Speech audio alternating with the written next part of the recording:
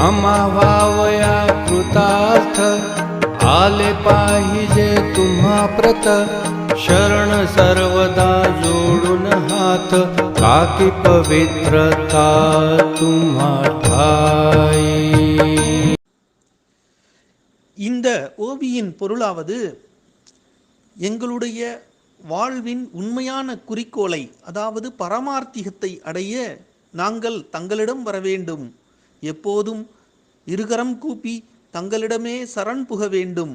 ஏனெனில் தாங்கள் புனிதத்தன்மையே உருவெடுத்தவர் அன்றோ என்று ஸ்ரீ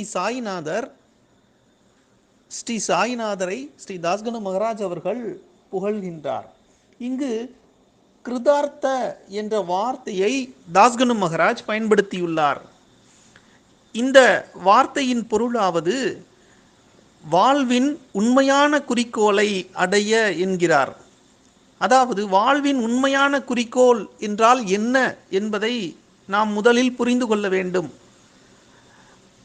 பரம்பொருளை நாடுவது மாத்திரமே உண்மையான குறிக்கோள். ஆன்மீகத்தை பொறுத்தவரை பரம்பொருளை நாடுவது மாத்திரமே நம் வாழ்வின் உண்மையான குறிக்கோளாக இருக்க முடியும். அதையே இங்கு ஸ்ரீ தாஸ்கனு மகராஜ் அவர்கள் குறிப்பிடுகின்றார். இப்பொழுது நமக்கு ஒரு விஷயம் நினைவிற்கு வருகின்றது.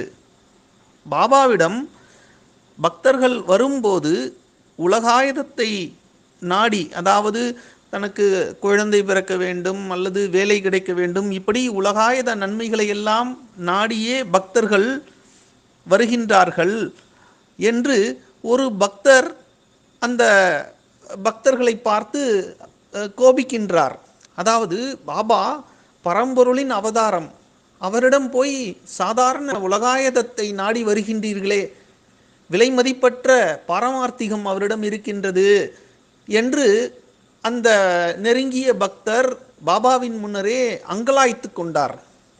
அதை பார்த்த பாபா, நீ அவர்களை தடுக்க வேண்டாம், முதலில் நான் என் பக்தர்களை அவர்கள் வேண்டுவனவற்றை கொடுப்பதன் மூலம் நான் என்பால் ஈர்க்கின்றேன்.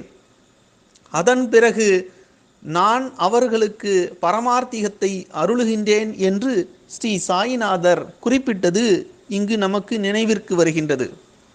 ஆக ஸ்ரீ சாயிநாதர் பரமார்த்திகத்தை அருளுவதற்காகவே அவதரித்துள்ளார் என்று ஸ்ரீ தாஸ்கனு மகராஜ் அவர்கள் இந்த ஓவியில் குறிப்பிடுகின்றார். ஜெய் சாய்ராம்.